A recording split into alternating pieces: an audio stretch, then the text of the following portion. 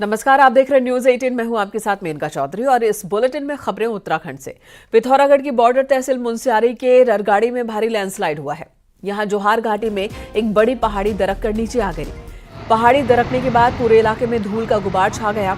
इलाके में बरसात के दिनों में आसमानी आफत ने तांडव मचाया है। बीते दिनों यहाँ ररगाड़ी नाले में बारिश के बाद तेज रफ्तार के साथ पानी आया था। पानी के साथ आए बोल्डर्स ने इलाके में भारी तबाही मचाई थी। तबाही की ये तस्वीरें आप देख रहे हैं। जो रफ्तार है पानी की और उसके साथ साथ मलबा, दहशत में डाल देने वाला ये वीडियो, जहां पर आपको ऐसा लगेगा कि पहाड़ी ही तब्दील होता जा रहा है गदेरे में। पहाड़ का एक बड़ा हिस्सा कट कर पानी के साथ बहता हुआ लैंडस्लाइड की ये भयानक तस्वीर इस वीडियो में आप देख रहे हैं।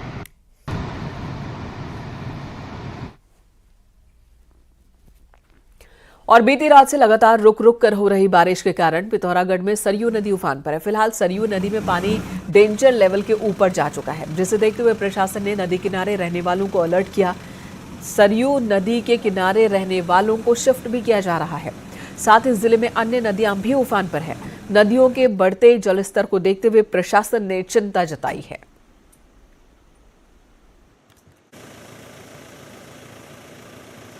की ओर से जो रामगंगा बहती है उसका जलस्तर 0.9 बढ़ा हुआ है, जो खतरे के निशान के पास पे है। इसमें नदी के किनारे के सभी गांवों और प्रधानों को अलर्ट कर दिया गया है। इसके अलावा अन्य नदियों में जहां भी जल बढ़ने की संभावना है, उन सभी जगहों के लिए भी अलर्ट जारी किया गया है। खबर रुद्रप्रयाग से। यहां केदार घाटी में जोरदार बारिश हो रही है। देर शाम के बाद केदारनाथ यात्रा के बाद लौट रहे श्रद्धालु सोनप्रयाग और गौरीकुंड के बीच स्लाइडिंग जोन में फंस गए। रास्ता बंद होने की वजह से 1300 यात्री जमा हो गए, जिसके बाद एनडीआरएफ, एसडीआरएफ और डीडीआरएफ के जवानों ने सभी को सुरक्षित निकाला। फिर इन्हें सोनप्रयाग तक पहुंचाया गया। प्रशासन ने सभी को मौसम की जानकारी लेने के बाद ही यात्रा पर आने की सलाह दी है।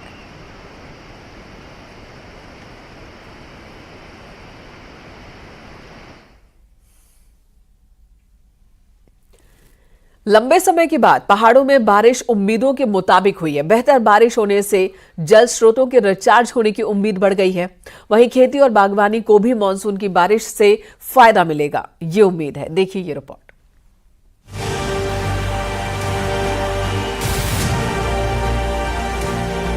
बीते 5 सालों से मानसून सीजन साल दर साल दगा दे रहा था। हालात ये थे कि जुलाई अगस्त के बजाय बारिश अक्टूबर में तांडव मचा रही थी। बेमौसम बारिश से जहां खेती और बागवानी को नुकसान हो रहा था, वहीं कम समय में ज्यादा बारिश होने से लैंडस्लाइड की घटनाओं में भी खासा इजाफा हो रहा था।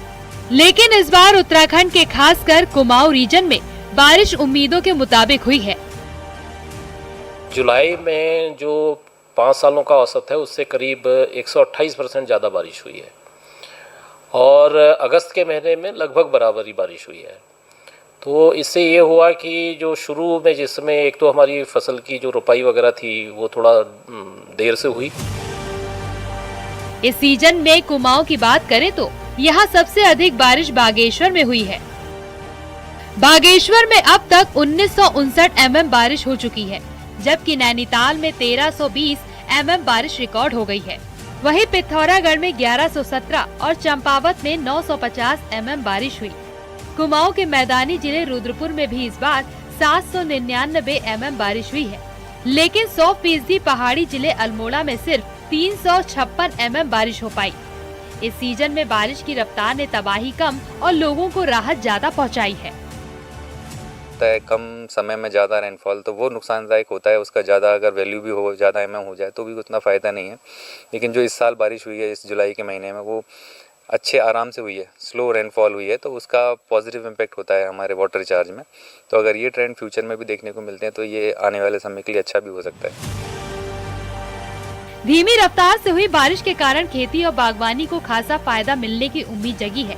यही नहीं, सालों से सूखे पड़े प्राकृतिक जल स्रोतों को भी इस सीजन की बरसात ने पूरी तरह रिचार्ज किया है। वहीं लगातार पिघल रहे ग्लेशियरों के लिए भी ये बारिश किसी राहत से कम नहीं।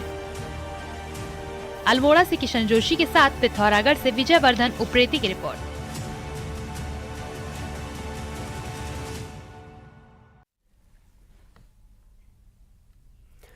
देहरादून में कांग्रेस नेता हरक सिंह रावत से ईडी की पूछताछ अब भी जारी है। आज सुबह करीब 10:30 बजे हरक सिंह रावत को पूछताछ के लिए बुलाया गया था और अब तक पूछताछ चल रही है। पाखरो टाइगर सफारी घोटाले में ये पूछताछ हो रही है। सीबीआई पहले ही कई सवाल जवाब कर चुकी है। पाखरो रेंज में टाइगर सफारी बनाने के नाम पर हजारों पेड़ काटे गए थे, उसी मामले में पूछताछ चल रही है।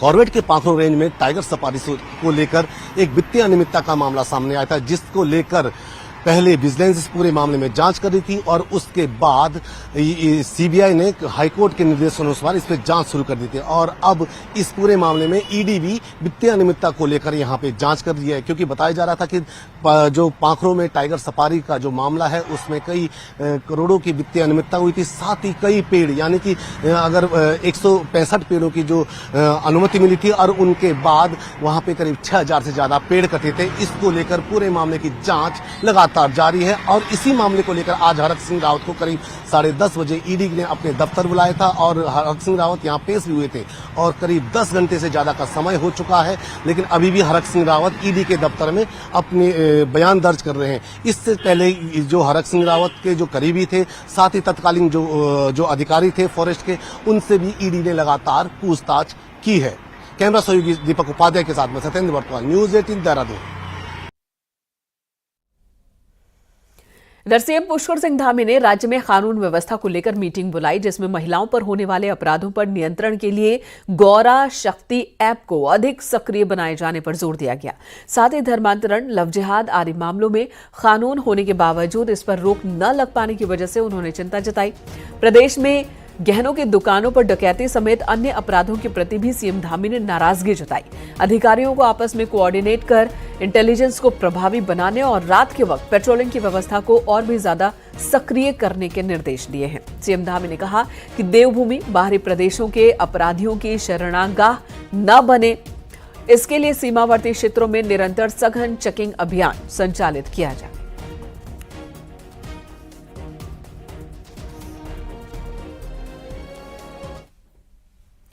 हरिद्वार में सोमवार को ज्वेलरी शोरूम में दिन दहाड़े करोड़ों की डकैती हुई थी। पुलिस के लिए बड़ी चुनौती बन गया है ये मामला। सोमवार को आईजी गढ़वाल ने घटनास्थल का जायजा लिया, पीड़ित सराफा कारोबारी से बातचीत की। इस दौरान आईजी के साथ हरिद्वार के एसएसपी समेत जिला पुलिस के कई अधिकारी मौजूद थे। आईजी गढ़वाल ने दावा किया है कि पुलिस वारदात को चुनौती की तरह ले रही है।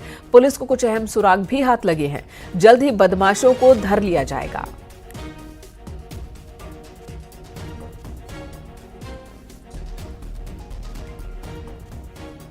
एक ये दिन दहाड़े एक बहुत ही पुलिस के लिए एक चुनौतीपूर्ण दुस्साहसपूर्ण ये बदमाशों ने ये काम किया है और हम लोग इसको चुनौती के रूप में ले रहे हैं और हमने जो भी इसमें एक्शन लेना है, सारे सीसीटीवी फुटेज वगैरह से हमने स्पष्ट कर लिया है। चमोली पुलिस ने नंदानगर घाट में नाबालिग लड़की के साथ हुई छेड़खानी के मामले में आरोपी आरिफ को यूपी के बिजनौर से गिरफ्तार किया। पिछले 2 दिन से नंदनगर के लोग आरोपी की गिरफ्तारी की मांग कर रहे थे, मुख्य बाजार में विरोध प्रदर्शन कर रहे थे। इस पूरे मामले में स्वयं मुख्यमंत्री पुष्कर सिंह धामी ने हस्तक्षेप किया, जिसके बाद पुलिस ने एक्शन में आकर आरोपी को गिरफ्तार किया है। आरिफ पर केस दर्ज हुआ है। वहीं स्थानीय लोगों की मांग है कि अन्य 3 आरोपियों की गिरफ्तारी भी जल्द की जाए। उन्होंने आरिफ को नंदानगर घाट से फरार होने में उसकी मदद की थी, उनकी भी गिरफ्तारी की मांग कर रहे हैं। रहने वाले आरिफ खान के द्वारा जो है छेड़छाड़ की गई, इस तहरीर पर तत्काल नंदानगर थाने पर मुकदमा पंजीकृत किया गया। उसके क्रम में चमोली पुलिस द्वारा एक्यूज्ड को गिरफ्तार कर लिया गया है और आगे की जो वैधानिक कार्रवाई है वो की जा रही है। महिला अपराध पर कांग्रेस बड़ी बड़ी बातें कर रही है, लेकिन पार्टी में महिलाओं को कितनी तवज्जो देती है, ये सोमवार को महिला अपराध की प्रेस कॉन्फ्रेंस में साबित हो गई चीज, जहां कोई भी महिला नहीं थी। बीजेपी ने इसी को अब मुद्दा बना लिया है।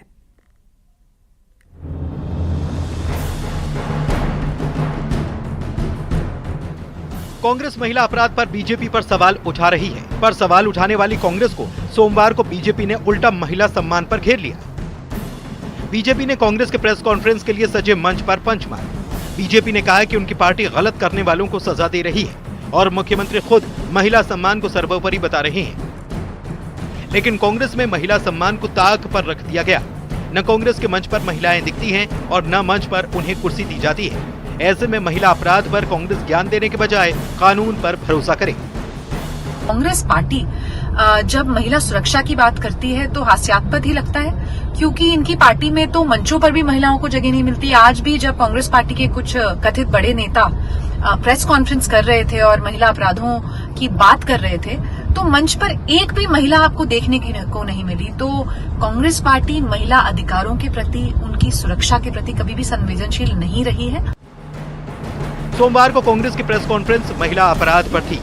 कांग्रेस इस मुद्दे को महिलाओं तक ले जाना चाहती है और 5 लाख महिलाओं का साइन लेटर राष्ट्रपति को भेजना चाहती है। लेकिन सम्मान पर सवाल बीजेपी ने खड़े कर दिए। तो क्या बिना महिलाओं के साइन कैंपेन अंजाम तक पहुंच पाएगा? और क्या वाकई कांग्रेस अपनी महिला नेताओं को नजरअंदाज करती है? तो भाजपा हमेशा बातें बड़ी बड़ी करती है, लेकिन जहां महिलाओं की सशक्तिकरण की बात है, महिलाओं की राजनीति की बात है, तो मुझे नहीं लगता है कि कांग्रेस पार्टी से ज्यादा सम्मान किसी और पार्टी में महिलाओं का है। अलग अलग घटनाओं को लेकर महिला अपराध पर सियासत गरमाई हुई है, पर सोमवार को कांग्रेस के प्रेस कॉन्फ्रेंस के मंच ने बीजेपी को पलटवार करने का बड़ा मौका दे दिया। दीपांकर भट्ट, न्यूज़ 18, देहरादून। इधर बीजेपी निकाय चुनाव में हार से डर रही है, इसलिए इस बार चुनाव तक प्रशासकों का कार्यकाल बढ़ा दिया गया है। यह आरोप कांग्रेस का है, तो बीजेपी ने कहा कि निकाय चुनाव जब भी होंगे, जीतेगी तो बीजेपी ही।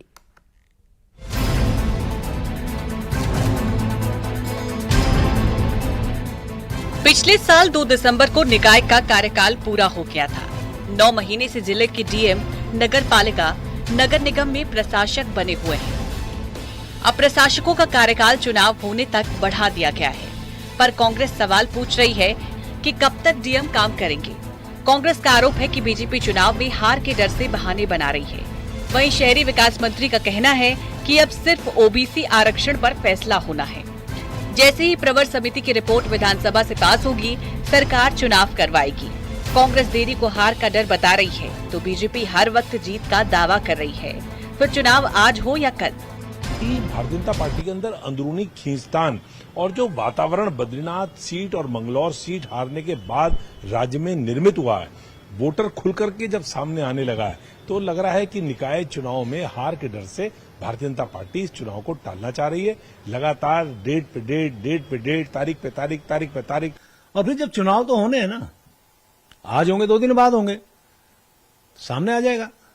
यदि कांग्रेस इतनी बड़ी स्थिति में है, ठीक है, लोकसभा के उत्तराखंड को छोड़ दें, देश के अंदर थोड़ी उनकी सीटें बढ़ी हैं, तो इसका ये मतलब नहीं उत्तराखंड में आप बढ़े हैं। हम तो उत्तराखंड के परिप्रेक्ष्य में बात कर रहे हैं। पहले लोकसभा चुनाव, तो अब ओबीसी आरक्षण और पहाड़ों में आपदा को सरकार अपनी मजबूरी बता रही है। लेकिन मौजूदा हालात को देखकर नहीं लगता कि अक्टूबर में भी निकाय चुनाव हो पाएंगे, जबकि हाईकोर्ट में सरकार ने 25 अक्टूबर तक चुनाव की बात कही है। देहरादून से न्यूज़ 18 के लिए दीपांकर भट्ट।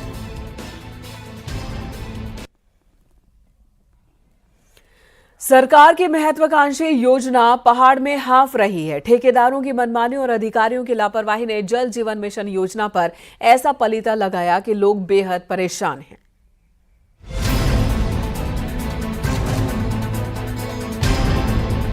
नैनीताल में जल जीवन मिशन में ठेकेदारों की मनमानी से ग्रामीण परेशान हैं।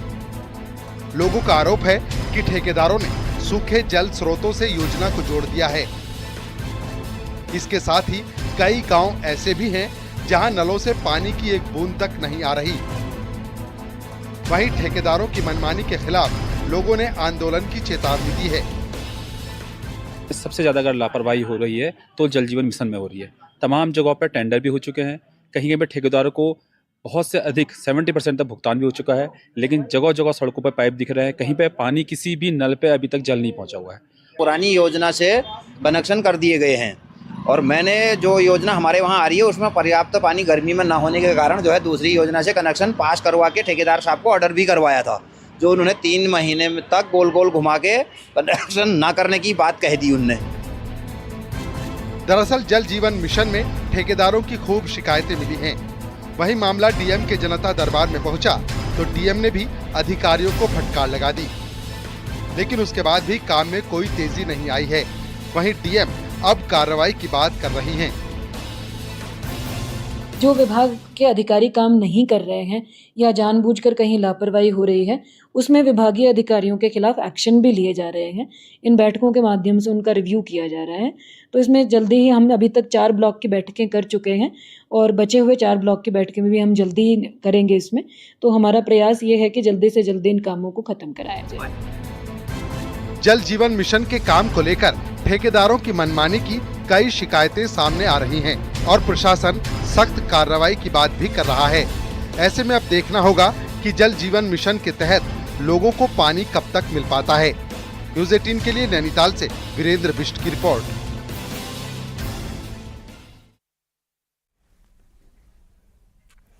और पहाड़ों की 10 बड़ी खबरों पर नजर डालते हैं पहाड़ टॉप 10 में। चमोली में कर्णप्रयाग और थराली को जोड़ने वाली रोड पर पहाड़ी का एक हिस्सा टूटकर गिरा, जिससे काफी देर तक सड़क बंद रही। विकासनगर के जजरेड में भारी भूस्खलन से कई घंटे तक रोड बंद रहा। कड़ी मशक्कत के बाद मलबे को हटाया गया। रुद्रप्रयाग, सोनप्रयाग और गौरीकुंड के बीच कई जगहों पर पहाड़ी से मलबा और पत्थर गिरे हैं, जिसकी वजह से आवाजाही में दिक्कत हो रही है। विकासनगर में तेज बारिश की वजह से पौधा रोड से लगी गुलाटा नदी में सैलाब में आ गया, जिसमें रोड का एक हिस्सा बह गया। बागेश्वर के कपकोट में तेज बारिश की वजह से सरयू नदी उफान पर है, जिसकी वजह से नदी किनारे रह रहे लोगों के लिए प्रशासन ने अलर्ट जारी किया है। टिहरी में जनता दर्शन कार्यक्रम में डीएम ने लोगों की समस्याओं को सुना। 73 समस्याओं में अधिकांश का मौके पर ही समाधान किया गया। हल्द्वानी और उसके आसपास के इलाकों में आवारा गायों और सांडों का आतंक है, जिसकी वजह से गोलापार में ग्रामीणों ने गौतम बुद्ध पार्क में धरना दिया। टिहरी एसएसपी के निर्देश के बाद पुलिस अब और अलर्ट हो गई है। रूटीन चेकिंग के साथ ही वेरिफिकेशन ड्राइव की भी शुरुआत की गई है। टिहरी जिले के आपदा प्रभावित रक्षिया गांव में आपदा राहत काम शुरू नहीं होने से गांव वाले परेशान हैं और गांव वालों को आवाजाही में भी दिक्कत हो रही है। नई टिहरी चवालखेत रोड के डामरीकरण की मांग को लेकर बुडोगी की महिलाओं ने डीएम को ज्ञापन सौंपा और जल्द ही डामरीकरण की मांग की।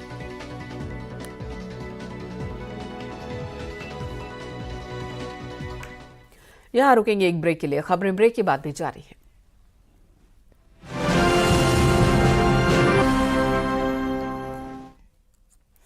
उत्तरकाशी में कफनोल गांव का ग्रामीण और छात्रों ने डीएम ऑफिस के बाहर धरना दिया है। राजकीय प्राथमिक आदर्श विद्यालय में शिक्षकों की कमी का मसला उठाया इन्होंने और इसी मसले को लेकर छात्रों और अभिभावक धरने पर बैठ गए।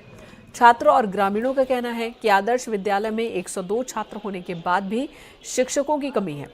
एक शिक्षा मित्र के भरोसे पूरा का पूरा विद्यालय चल रहा है।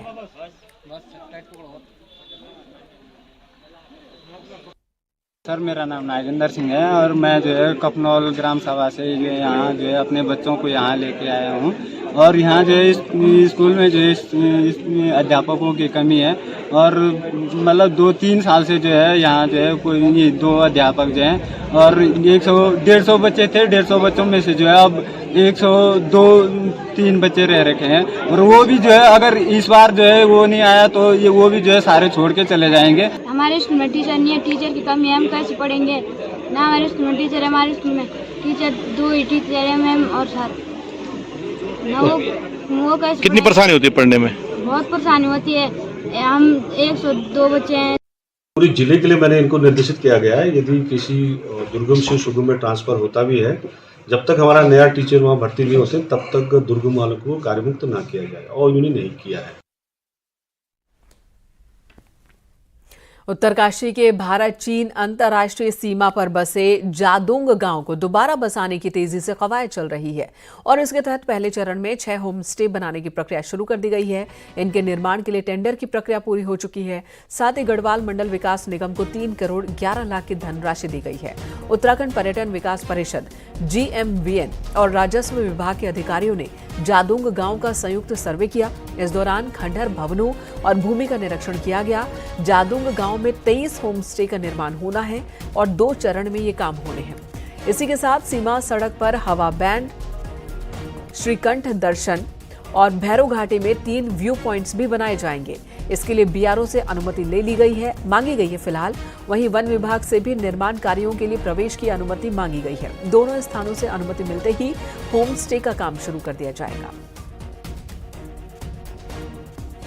सरकार को मैं बहुत बहुत धन्यवाद देना चाहता हूं, जो कि अंतिम गांव को प्रथम गांव बनाने में मैं हमारे समस्त गांव वालों को फंसाने में बहुत बहुत धन्यवाद। मेरा पहला कहना यह है कि इस गांव में खेती बाड़ी को बढ़ावा दिया जाए और भारत सरकार से ये अपील करता हूँ कि यहाँ पे इस गांव को अच्छी तरह से डेवलप किया जाए और यहाँ पे खेती बाड़ी एवं होम स्टे पर ज़्यादा से ज़्यादा ध्यान दिया जाए। यहाँ रुकेंगे एक और ब्रेक के लिए। खबरें ब्रेक के बाद भी जारी हैं।